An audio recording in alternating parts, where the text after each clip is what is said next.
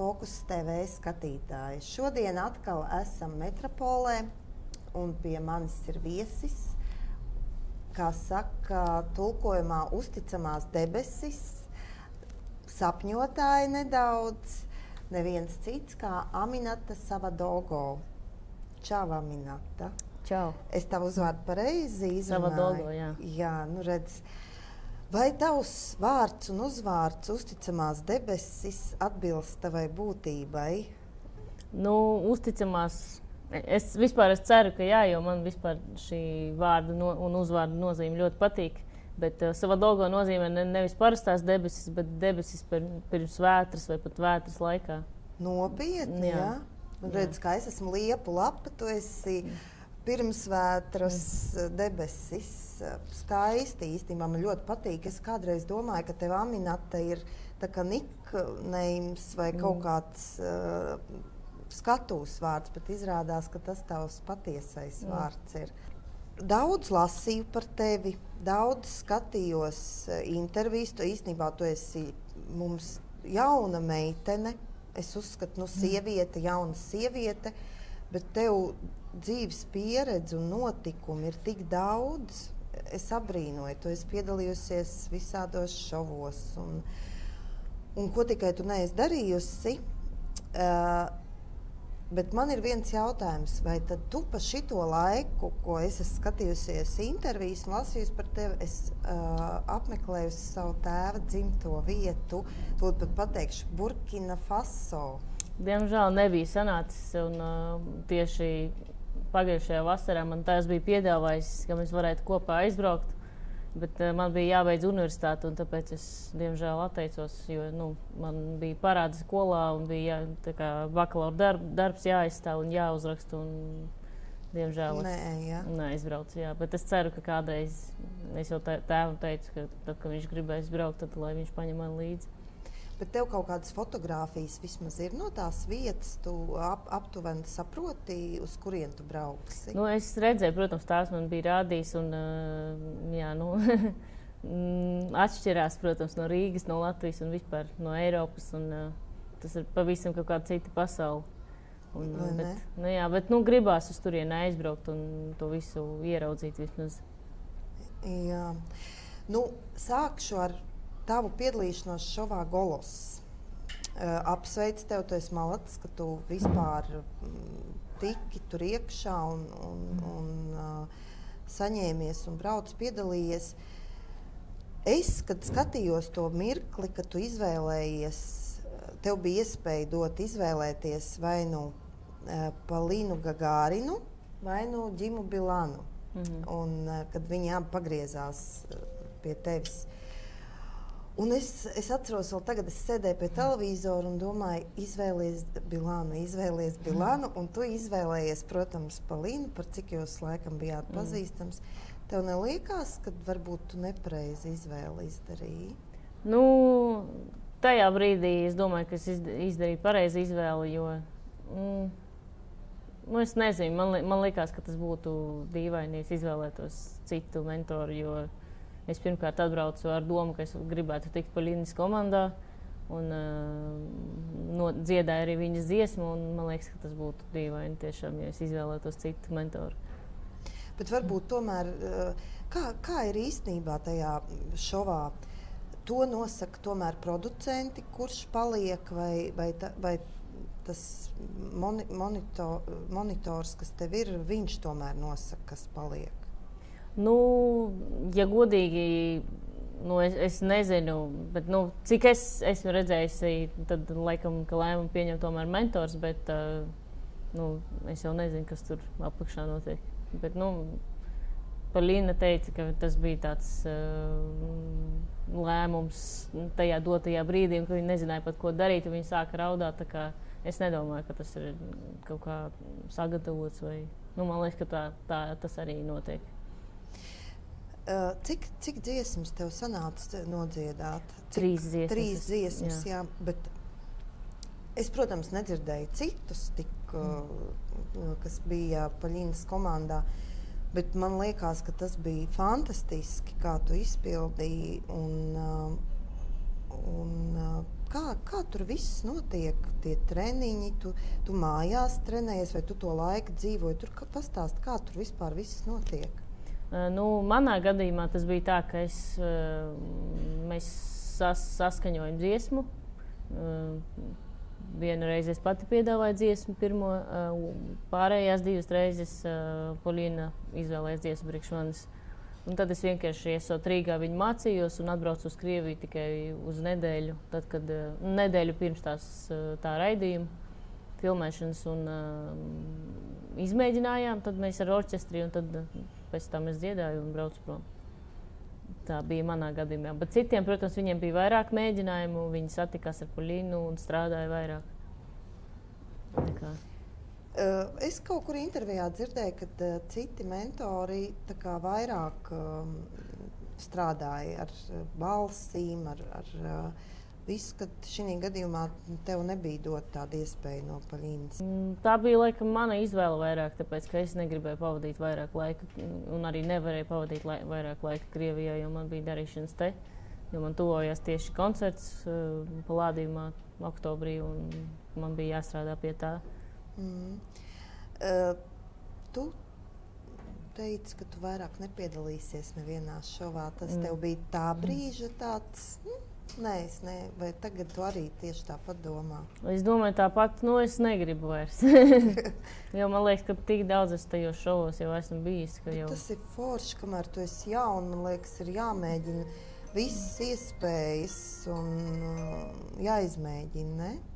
Varbūt pēc laika es domāšu savādāk, bet tagad man gribētos vienkārši rakstīt dziesmas, rakstīt mūziku un ar viņu uzstāties. Un šovs, es nezinu. Laikam jau nogurus bišķi no konkursiem visādiem. Jā, tev īstenībā īsā periodā tu piedalījies vēl talantu šovā Latvijā. Tas bija pirmais šovs, kur tu piedalījies. Pirmais bija vispār, kad man bija tas nebija šovs, tas bija vairāk tāds raidījums Krodziņā pie Paula. Tad man bija 15 gadi. Pēc tam 15? Jā. Tad bija Koru kari. Tas bija 4 gadus atpakaļ. Un pēc tam bija Talantu fabrika. Kāda ir tev šodien, paskatoties uz tiem šoviem, kur tu esi piedalījusies, kāda ir atšķirība? Tu piedalījies pie Raimonda Paula Krodziņā. Kā tur bija? Tas vispār priekš manis bija kaut kas tāds nereāls tajā brīdī likās. Un mans tāds pirmais nopietnis solis mūzikas industrijā. Es pirmo reizi iepazinos ar visām Latvijas zvaigznēm, un tas bija kaut kas tiešām neticams, un es biju šausmīgi kautrīga, man bija bail no visa, un es nenormāli uztraucos. Tāpēc tas bija savādāk, protams, no visa. Pēc tam pagāja gadi, es dziedāju bekvokalu Jānim Stībelim. To es zinu, jā. Viņš tev pamanīja, ka tu biji atlasē jaunajā Vilnī, jā? Jā. Un tad piedāvāja dziedāt bekvokalu viņam, un es no viņa ļoti daudz ko iemācījos un skatījos, kā viņš strādā ar grupu, kā viņš strādā ar bekvokalu, kā viņš strādā studijā, un visu to tā kā iesūcu sevī. Un jā, tas bija ļoti tāds vērtīgs laiks priekš manis un priekš manas karjeras. Kad tu sāki vispār mūziku pat rakstīt? Rakstīt īstenībā es sāku nesen, 4 gadus atpakaļ. Jo pirms tam man likās, ka es nemāku to darīt un es neesmu nekad mēģinājis. Varbūt bērnībā kaut kādas dziesmiņas biju uzrakstījusi, bet tā pa nopietno tam pieķēros pavisam nesen. Tev no bērnības kaut kāda dziesmiņa ir atmiņā? Es atceros vēl mans vectēvs, es viņam to dziesmiņu parādīju un viņš to pārrakstīja pat tekstu. Jā? Jā. Un gribēja, lai viņš man teica, lai es to saglabāju. Tad tev ir saglabājusies? Bet man nav saglabājies, diemžēl nē. Jā. Koru kari. Jā. Es tagad nesapratu, jo es redzēju tikai fragmentiņu. Tu vadīji to vienu kori, vai tu biji viena no galvenajām dziedātājām? Nē, es biju vienkārši korī iekšā. Tu biji korī iekšā? Jā, mums nebija tur galvenie dziedātāji. Tas bija tā, ka Koru kara īstenībā bija ļoti laikā, un pateicoties viņiem, es sāku, viņi man deva tādu spērienu, tie koru kari, tas raidījums, jo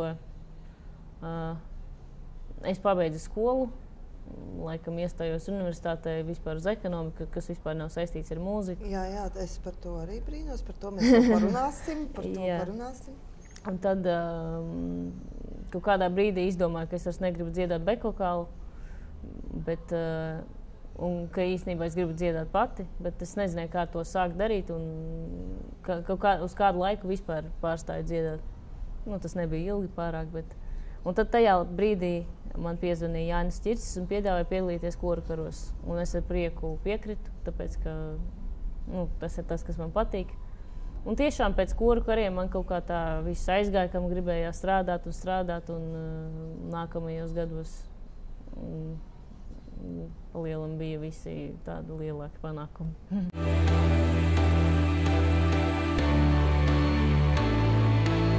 Runājot par tavu izglītību, es saprotu, ka stabilitāte, ekonomists, starptautisko attiecību ekonomists, ja? Tu jau esi beigus vai ir jau diploms? Ja? Tu esi tā kā augstākā profesionālā izglītība tev ir, ja? Bakalaura grāds. Jā, un tagad tev ir diploms, un es esmu dziedātāja tagad.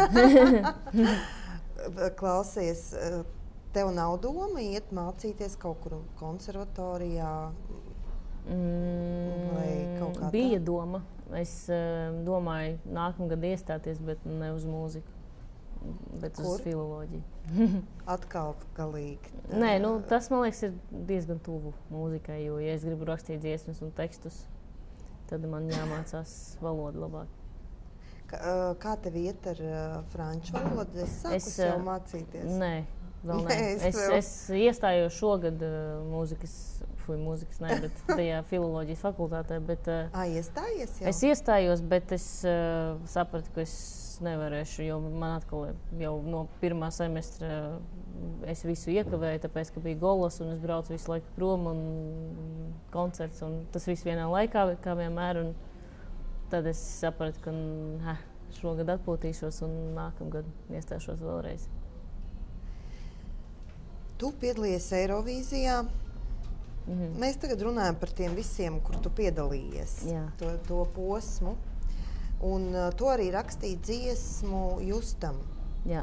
Tā bija tava dziesma. Tad, kad tu piedalījies Eirovīzijā, pastāst, kā tur notiek viss aizkulisēs, tur taču piedalās visas valsts, vai jūs tur draudzīgi, kā tur tās ģērbtos, kā tur viss notiek? Ģērbtuves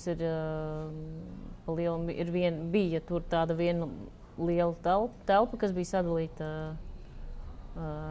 tādās nelielās istabiņās, un mēģinājumu dienās bija diezgan grūti sastapt pārējos dalībniekus, tāpēc, ka viss bija saplānos pa minūtēm un sekundēm.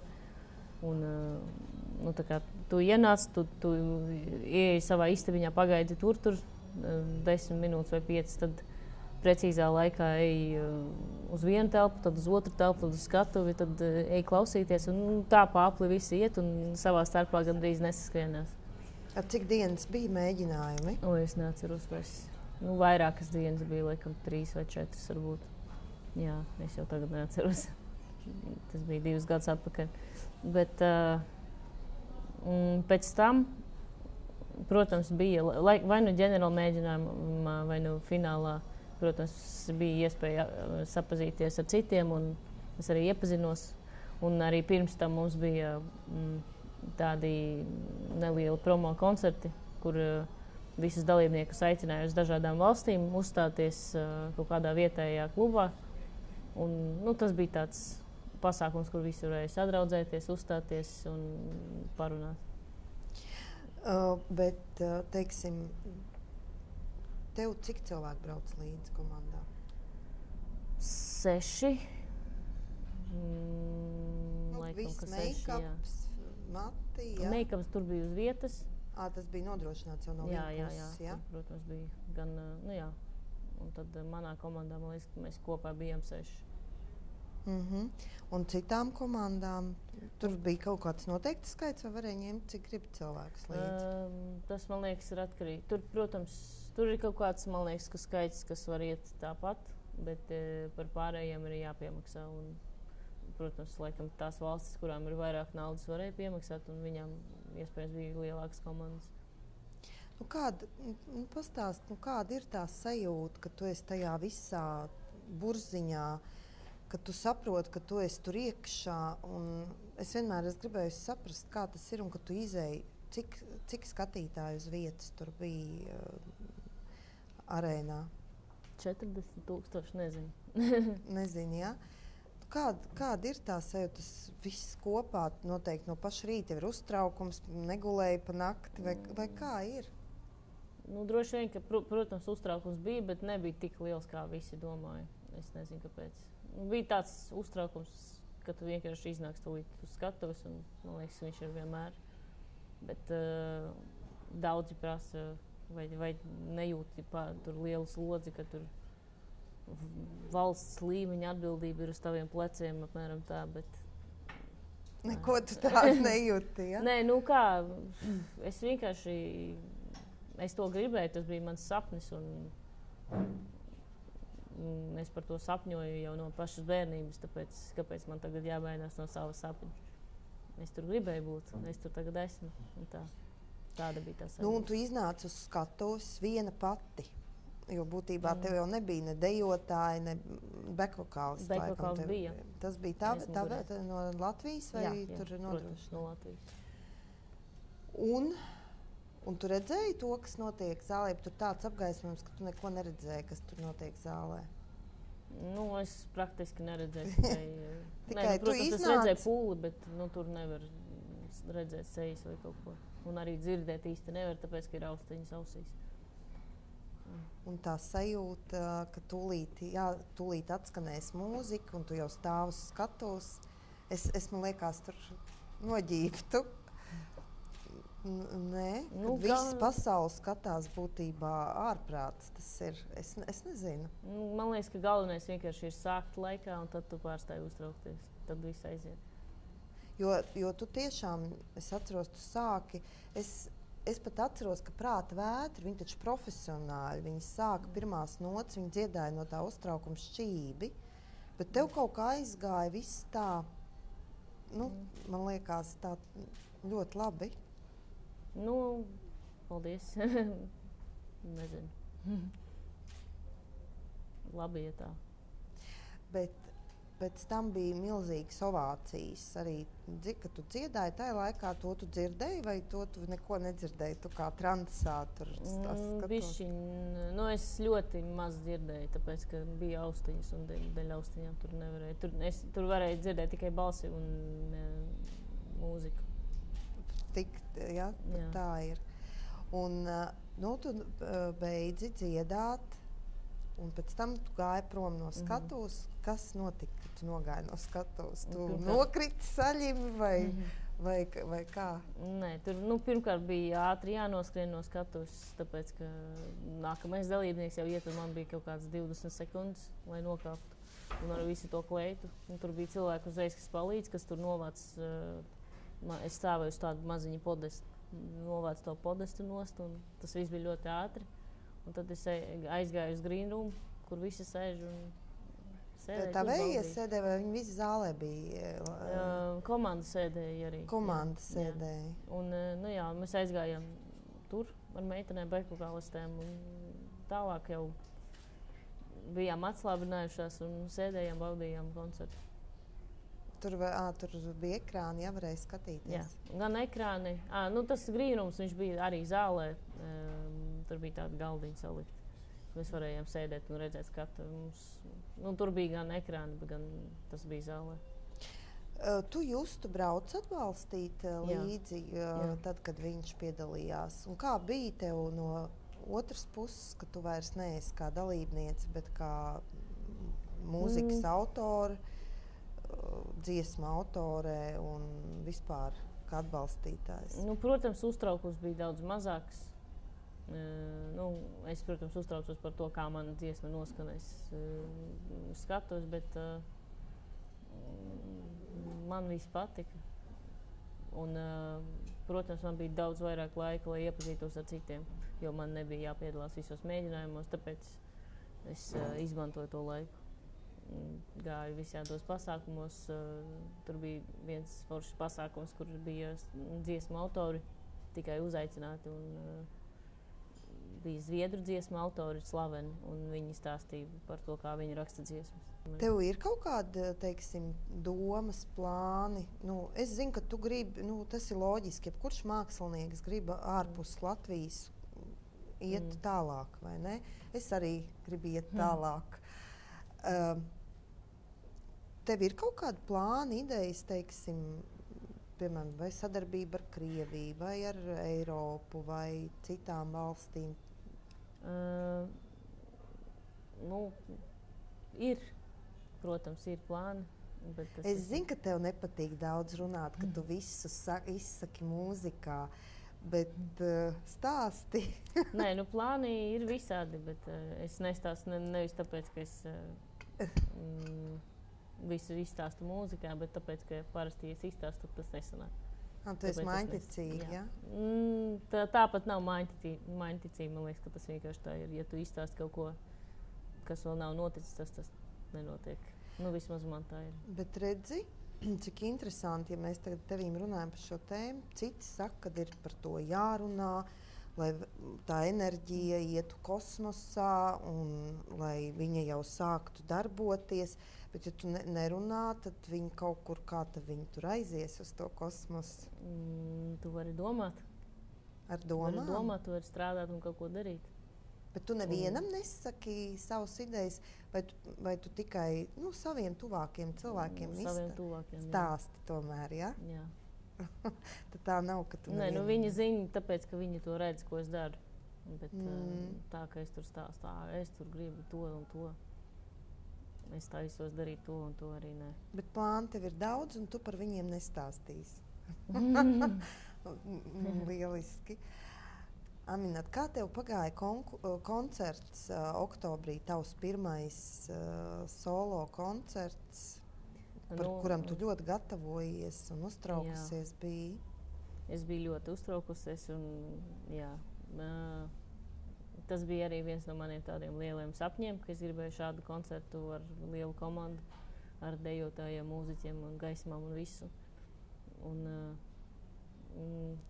Īstenībā es tik ļoti uztraucos pirms tā koncerta, ka tad, kad es iznācu uz skatuves, es jau aizmirsu vienkārši visu un dziedāju kaut kā automātiski. Bet sajūta bija ļoti patīkama un arī es biju tik pateicīga cilvēkiem par to, ka viņi atnāca mani klausīties. Man liekas, tas kaut kas tāds nereāls, ka vienkārši cilvēki nāk klausīties mani, un tas ir tāds, wow, paldies, paldies, ka jūs atnācāt. Tev bija kur? Palādījumā. Palādījumā oktobrī tev bija, ja? Jā, es biju projām, man ļoti žēl, ka es tev koncertu neredzēju. Tu savu šovu taisīji, kā viņš tev bija? Tu dejo savā programmā? Jo es zinu, ka tu esi dejotāja, tu esi mācījusies. Nē? Profesionāli es nekad to neesmu darījis. Nē? Tikai kaut kādos pulciņos skolā, bet es neteiktu, ka es esmu dejotāja. Bet es domāju, ka tev noteikti ir talants. Noteikti. Es esmu pārliecināta par 100%. Paldies. Bet tajā koncertā es dejoju. Dejoju, ja? Nedejoju pārāk daudz, bet piedejoju. Es vienkārši zinu, ka ļoti daudz mākslinieku dejot un dziedāt ir ļoti sarežģīti. Jo, ja tu dziedi dzīvajā, tā elpa, lai nesitās ciet, un tas ir milzīgs treniņš. Es zinu, ka to var izdarīt Arba Kaite, Bilants, un man liekas, ka Kirkorovs tur kaut ko lec, bet ne tādā, protams, līmenī. Tu trenējies arī, lai, teiksim, to panākt arī to līmeni, ka tu vari gan dejot un dziedāt vienlaicīgi, jo tas ir baigais treniņš. Vispār es trenējos, jā. Tā kā eju sporta zāli, bet... Nedziedi skrienot? Nē, vēl pagaidām nē, bet es zinu par to, ka tas ir jādara. Ka ir jāskrien un jādzied. Jā. Un es gribu to izmēģināt. Bet tev jau nav tik vienkārši, kur tad tu tā skries un dziedās. Viss Boldurēs dzirdēs. Pludmalē.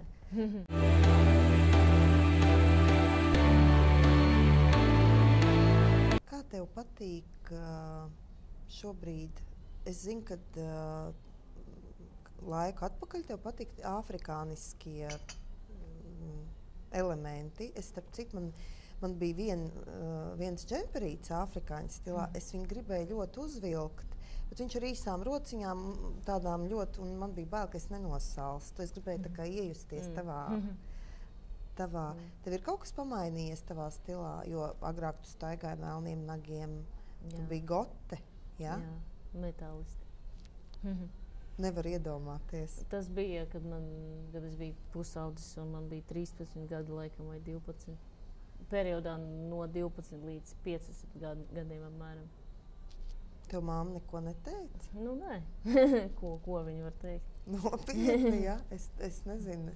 Ja man dēls pēkšņi atnākt melniem matiem, melniem nagiem, es raudātu droši vien. Bet tas laikam ir jāizdzīvo, tas ir jāpieņem. Nu, mana mamma vienkārši ļāva. Viņas domāja, ka tas man pāries, un tas arī pārgāja. Ko tev mamma vispār... es zinu noteikti, nezinu, bet es domāju, ka viņi noteikti lepojās ar tevi, jo tu esi tik daudz jau izdarījusi savā vecumā. Viņi tev kaut ko iesaka, ja viņa vispār, kā tu darīsi, tā būs? Viņa, protams, ka iesaka, jo es viņai prasu kaut kādu padomu, kā man rīkoties kaut kādā situācijā, bet... Prasi? Dažreiz jā, protams. Un tā ir mamma, bija kā es varu vērsties, ja kaut kas nav. Tev ir māsas vai brāļi? Nē, nav. Viena patiņa, tāpat kā es, jā. Un, kaut kādās situācijās, ja man vajag padomu, tad es, protams, prasu mammai viņas viedokli, kā viņa domā. Bet, viņa nekad man nesaka priekšā, kas man būtu jāizdara, ja es neprasu. Un tas, man liekas, tā no bērnības. Jo es visu laiku tikai paziņoju mammai. Mamma, es tagad eju uz vokālām nodarbībām. Viņa saka, labi. Es saku, mamma, es eju tagad uz mūzikas skolu mācīties. Viņa saka, labi. Viņa visu vienkārši pieņem. Visu, ko es darīju. Jo viņai viņa, protams, ir tālu no mūzikas pasaules. Un priekš viņas tas ir kaut kas, ko viņa nesaprot. Un tāpēc viņas tā politika ir tāda, ja nevar palīdzēt, tad netraucē. Un tā apmēram mums arī bija. Bet, protams, viņi palīdzēja, kā vien varēja, un atbalstīja vienmēr. Viņi bija uz tavu koncertu? Protams, jā. Lādījumā, jā? Protams, bija. Kā tagad, teiksim, tev ir attiecības ar draugiem, ar draudzenēm?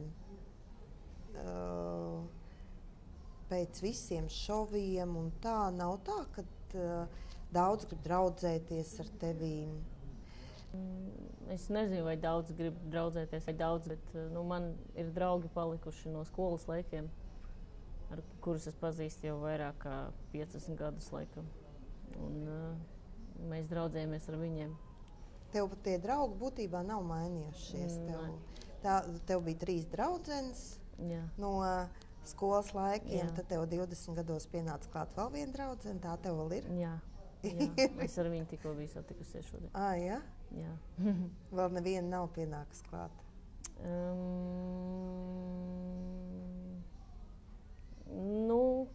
Nē, protams, ir paziņas, paziņas, ir labas paziņas, bet draugi, tādi draugi, ar kuriem es varētu izskatīt sirdi, laikam. Nē, bet man pietiek, man nevajag daudz. Kā tu pavadi laiku, brīvo laiku? Jo es zinu, tu tikai strādā, dziedi, raksti mūziku, bet kaut ko taču tu arī darīji. Tu kā normāli cilvēki taču atpūties. Tu ej kaut kur patusēt, vai kur tu, piemēram, tev var satikt? Tu ej uz kādiem klubiņiem, kaut kur kafiju padzert? Es neeju pārāk bieži, bet man patīk iet uz kino. Un, tur es diezgan bieži, man liekas, ka eju. vismaz divas reizes mēnesī noteikti. Tu ej uz to Stokmana kino? Arī, jā. Arī, tikai, jā. Tad, parasti pie manis vienkārši draugi nāk ciemos. Tas, laikam, visbiežāk, ja ir runa par tusiņiem. Mums ir tāds mājas tusiņš. Un tad kā jūs tusējat? Tev ir kaut kādi, teiksim, vakari īpašie, tu izdomā tur kaut kādu ēdienu vakaru, vai jūs vienkārši savācaties? Mēs vienkārši savācamies, tur spēlējam kaut kādas spēles, alijas vai krokodils vai šahs, viss kaut kas. Un tad, jā. Tas arī nenotiek pārāk bieži, tāpēc, ka visiem ir darba grafiks atšķirīgs un varbūt ir tā reize 2 mēnešos, kad mēs varam visi sajiet kopā. Bet tā, droši vien, ka visi parasti cilvēki, es nezinu, braucu kaut kur pastaigāties dažreiz es vienkārši skatos filmas mājās. Tu esi bijusi kaut kur aizbraukus, tev patīk ceļot? Vispār patīk, bet tā, es esmu bijusi vairākās tagad dziesmu rakstīšanas nometnēs. Tā ir mana ceļošana. Ko tas nozīmē? Ka es braucu uz citām valstīm sastrādāties ar producentiem, rakstīt dziesmas. Pastāst, kā tas notiek? Mēs vienkārši rakstam dziesmas. Tu aizbrauc, piemēram, tev tā kā kāds uzaicina, vai tu pati kaut kā saraksties? Kā tas notiek? Gan sarakstos, gan uzaicina. Kur nesen es biju Igaunijā, mani gan uzaicināja rakstīt dziesmas. Jā. Tādā nometnē, un tur bija, man liekas, 30 vai 40 apmēram dziesmu autori, un mūs visus sadalīja pa komandām. 3 cilvēki vienā komandā, tā, lai katrs cilvēks ir no dažādām valstīm, lai viss ir. Un mēs vienkārši ienākam telpā, mums ir viens producents, kas taisa aranžīs, un no zila gaisa sākam domāt dziesmu. Tā kā viss kopā? Jā. Un kas paliek beigās dziesma autors? Kam paliek tā dziesma? Visi 3 paliek autori. Bet jums paliek tā dziesma? Nav tā, ka nometnes organizētāji to dziesmu savāc sev? Ir dažādas nometnes. Ir arī tādas, kas savāc, jā. Tu redzējies, ko? Jo tas jau būtībā tad ir, tu saceri kaut kādu labu mūziku, un beigās nometnes organizētājs, jo tās ir autora tiesības būtībā. Nē, bet autora tiesības viņš nevar paņemt. Nē. Viņš var tikai dziesmu, bet tas ir mūsu gadījumā, tas ir labi, ka viņš piemeklē, teiksim, tai dziesmai dziedātāji, lai tas nav jādara mums. Teiksim, ir nometne, cik ilgi viņi notiek? Īstenībā ļoti interesanti, es par tādām nometnēm neesmu dzirdējusi. Kādas 3 dienas, 4 dienas, 2 dienas. Tā. Atkarībā no tā, cik tas ir maksas pakalpojums, teiksim, tiem, kas, tāpat kā bērnus sūta uz nometni, tev par to ir jāmaksā. Tad jūs arī maksājat dalības maksu, vai to uzsauc tas organizētājs? Pārsvarā ir jāmaksā. Ir jāmaksā, protams. Un tad jūs tur no visas pasaules, vai no Eiropas, vai no Baltijas satiekaties? Ir dažādas nometnes, bet es esmu bijusi tādās lielās, tikai 2, Nīderlandē un Igaunijā nesen, un pārējās bija mazas. Bet, tur bija cilvēki no dažādām valstīm, gan Eiropas, gan ārpus Eiropas. Laikam, ka bija pāris cilvēki ārpus, bet neatceros no kurām valstīm. Tu raksti gan vārdus, gan mūziku, ja? Jā. Un te jūs tur kopā čupojaties, un jums tur mūzas nāk. Jā, pierakstam, kuram ir labāka ideja. Un tā paiet tā visa diena, ja? Jā. Bet dienas beigās ir gatava dziesma. Ar visu aranžību. Protams, tur ir kaut kāda sīkuma, kas ir tur miks un masters. Tad tu arī nodziedi, to dziesmu? Jā, jo es esmu arī dziedātāja. Man ir tāda opcija, ka es varu nodziedāt, bet tas nav obligāti man. Ko pārējie dara? Tie, kas nevar nodziedāt? Vai pieaicināti ir dziedātāji, vai kaut kā paši tiek galā. Bet parasti nav tādas problēmas. Vai ir dziedātājs parasti komandā, vai ir pieaicināts. Un tagad viss tur saraksta, tad nosaka labāko komandu, vai kā tas notiek? Nē, vienkārši izsūta dziesmas, un visas dziesmas izsūta, piemēram, es biju nometnē priekš Eirovīzijas, un visas tās dziesmas tika aizsūtītas uz dažādām valstīm, un uz tām valstīm. Tagad tu biji? Neatceros, kad ziemā. Šitai Eirovīzijai, kas būs, ir izsūtīts. Jā, bet manas dziesmas, man liekas, netika nekur. Jā. Un tad es rakstīju dziesmu Lietuvā, un viņa gandrīz tika. Bija 2. vietā beigās. Tu Lietuvai rakstīji, jā? Baigais malacis tu esi. Cik tev dziesmas jau ir kopā sarakstīts? Nav pārāk daudz. Dziesmas, ko es esmu uzrakstījis, ir kādas 20, 30, tikai es. Bet ar sadarbībā laikam arī kādas 20 varētu būt. Bet tas nav daudz. Es nevienu neesmu uzrakstījusi, es atvainojos. Tā kā es domāju, ka tev vēl viss dzīve priekšā ir. Rakstīt un rakstīt. Es vienmēr esmu gribējusi zināt par Eirovīzijas dziesmām. Man liekas, ka Eirovīzijas dziesmas ir tādas, ka tur vajag, lai tā dziesma palikt kaut kā atmiņā, jo tur tik daudz dzied un vajag kaut ko tādu popsīgu, ne? Kā tev liekas?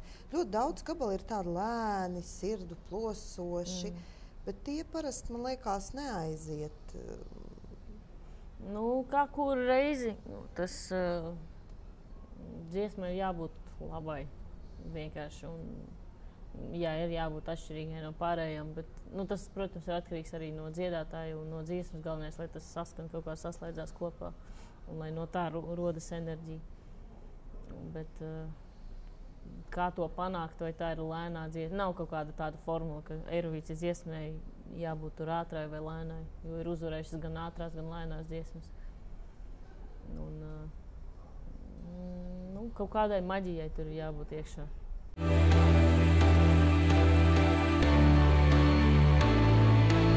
Ir kaut kāds sapnis, ar ko tu gribētu kopā nodziedāt? Nodziedāt? Īstenībā ir daudz. Es gribētu vispār dzīvē iepazīties ar Beyoncé kādreiz.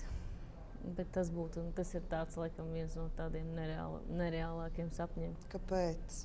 Nē, tas nav nereāli. Bet tas būtu tāds, nezinu. Jo viņa ir mans elks, un es vispār abrīnoju viņu gan kā dziedātāju, gan kā dziesmu autoru, gan kā dejotāju, un vispār biznesa sievieti. Ļoti spēcīgs cilvēks, un ļoti ietekmīgs, un ir ļoti iedvesmojošs. Nē, ja kādreiz Latvijā būs viņas koncerts, tad jau to ar organizatoriem var sarunāt. Tāda lieta, kā presa tiek klāt uz intervijām, tā jau var sarunāt. Jāpāriet tev presē ir. Varbūt, jā. Ja es uzzināšu, ka viņa brauks uz Latviju, tad jā. Vai ne? Jā, piestrādāšu par žurnālistu. Tas ir vienīgais, ko... Nē, protams, ka nē. Man patīk gan Rihanna, gan visas dziedātājas gandrīz, kas tagad ir populāras. Un, nezinu, Justins Timberlakes, Justins Biebers, visi. Tev ir bijis kāds duets? Labi, es nerunāju tur Golosā, tur bija tie citi dueti, bet vispār kaut kāda dziesma tev ir, kur tu duetā dziedi ar kādu? Ierakstīta man ir tikai viena ar Ralfu Eilandu. Tas ir manā debijas albumā. Bet tā, es, protams, esmu dziedājis gan ar Donu, gan ar Jāni Stībeli, gan vienreiz pat ar Inturu Busuli. Kā ir, ar katru noteikti ir savādāk dziedāt kopā. Nav tur jābūt kaut kādai psiholoģiskai saiknei vai kaut kā, ja tu vienkārši dziedi un viss. Ar Daumantu Kalniņu jau bija. Bet, man liekas, ka viņa rodas tā psiholoģiskā saikne. Dziesma pati to saikni kaut kā rada. Man tā liekas. Nav tev tur pirms tam? Ar tiem dziedātājiem, ar kuriem es esmu dziedājis, viņi ir ļoti profesionāli, un tur nebija tāda, vispār tur nav vajadzīga tā saikne, nebija tāda doma, ka vajag kaut ko, un kaut kas nav, jo viņi visi jau dara. Es varēju tikai paļauties. paļauties. Jā. Tu dziedi tagad tikai savas dziesmas, vai, piemēram, ja tev piedāvāt kāds dziesmu autors, pateikt, Aminata, es te uzrakstīju dziesmu. Ja tu tā kā, tu labāk savējās. Labāk savējās, protams, jā. Bet, ja dziesma man ļoti iepatiktos, es varbūt arī izskatītu, ka es varētu to dziedāt, bet pārsvarā es dziedu savas. Tu raksti dziesmu, tu raksti viņu sev. Piemēram, tu Justam uzrakstīji Eirovīzijas dziesmu. Tu jau rakstīji viņu kā viņam, pareizi? Jā. Tu jau iedomājies, kā tas notiek, ja? Jā. Un tagad, kad tu raksti, tu meklē tēlus, dziedātājus, kam tu gribētu uzrakstīt dziesmu, piedāvāt? Dažreiz es iztēlojos, kas tas varētu būt. Kādu es gribētu, piemēram, dziesma, ko es atdevu Lietuvas dziedātājai Eirovīzijai. Es viņu uzrakstīju ar domu, ka es gribētu viņu iedot kādai meitenei. Un to meiteni iztēlojos, bet tad ar mani sakontaktējās tā Lietuvas dziedātāja Aiste un teica, ka viņa grib, lai es viņai uzrakstu dziesmu. Tad viņa pie manis atbrauca, es viņu iepazinos un man likās, ka tā dziesma varētu viņai piestāvēt. Protams, es pēc tam, kad mēs iepazināmies, es uzrakstīju tekstu līdz beigām. Bet tas kaut kā sagāja viss kopā. Jā, tāpēc man patīk zināt un iepazīties ar cilvēku, kuram es rakstīšu dziesmu. Teiksim, ka tu raksti dziesmas sev. Tu zini, viņa būs hīts, nebūs hīts, tev ir, piemēram, kaut kāda nojausma? Vai tu raksti vienkārši, kas tev šobrīd dvēselē ir? Ja tu es gribu hītu uzrakstīt, kā tas notiek? Laikam vairāk tomēr dvēselē. Protams, es piedomāju pie kaut kādām daļām, ka tur piedziedājumu vajag, lai viņš atšķirās tur no panta un tā, bet nav tā, ka es cenšos sevi iedzīt rāmī kaut kādā konkrētā, ka man vajag tikai tā, lai gadījumā tas, nezinu, nav solis pa labi vai pa kreisi no popmūzikas. Tā nav arī. Un, jā. Tas vairāk tomēr laikam iedvesmas brīdis. Jo es arī ticu tam, ka par hitu kļūst kaut kas patiess un kaut kas tāds, kur tu esi ielicis savu daļiņu no sevis. Jo vienkārši matemātiski izreikināt un uzrakstīt hitu, man liekas, nav iespējams. Tam ir jānāk no dvēseles. Kā tev ir? Es vienmēr domāju, vārdus izdomāt, kā mūzika, viņa tev nāk kaut kā, es nesaprotu, viņa tev ausīs skan, tu guļot, kurā brīdī? Vai tu vienkārši apsēdies un... Kurā brīdī? Dažreiz arī guļot, dažreiz ejot pa ielu, dažreiz tu apsēdies un tad viņa atnāk, kad tu sāc kaut ko spēlēt un dziedāt. Visādi. Es šito nesaprotu, tik daudz mūzikas ir, tik daudz dziesmas ir, un katru reizi ir kaut kas jauns. Un kur rodās vēl jauns?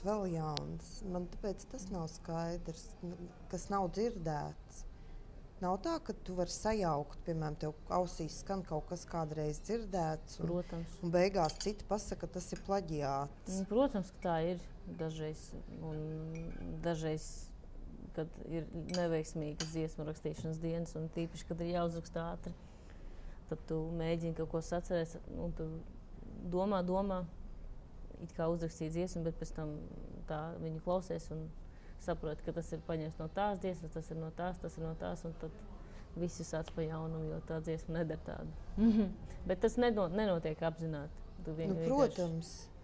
Bet dažreiz tā notiek, paldies Dievam, nevienmēr. Un tad ir tā diena vējā, vai ne? Jā, tad ir jāmaina kaut kas, lai nav līdzīgi. Jo savādāk tiešām plaģiāts tas nav labi. Būtībā šodien tava dzīve ir mūzika. Jā. Dziedāšana, mūzika. Tu neko citu nenodarbojies paralēli. Nē. Kādi ir tavi tuvākie grafikas plāns līdz vasaras beigām? Tev jau viss ir saplānots, vai tu vēl? Viss nav saplānots, bet pāris lietas ir saplānotas, bet ir lietas, kuras ir jāsaved kārtībā vēl. Var sakot, tu man atkal nestāstīsi neko, ja? Nē, es stāstīšu tad, kad pienāks laiks. Jā. Kad pienāks laiks? To es nezinu. Cerams, ka drīz. Nu, ko Fokus TV skatītāji? Aminatai ir daudz plāni, par kuriem viņi mums nestāsta, bet es ļoti ceru, ka pavisam drīz mums būs atkal jauna tikšanās. Pavasars ir klāt, vasara nenāk. Ko tu novēlētu Fokus TV skatītājiem vasarā? Vasarā. Es novēlētu saulainu sajūtu iekšā. Pat neskatoties uz to, kāds ir laiks, ja viņš nebūs tikpat saulains. Lai jūs jūtaties labi, iedvesmas un spēku pilni. Un, protams, daudz mīlestības visā, ko jūs darat. Un visur jums apkārt. Ar šiem skaistiem vārdiem mēs arī noslēdzam raidījumu Sarunas ar zvaigzni Metropolē un tiekamies jau nākamajā raidījumā trešdien šeit pat viesnīcā Metropola. Atā!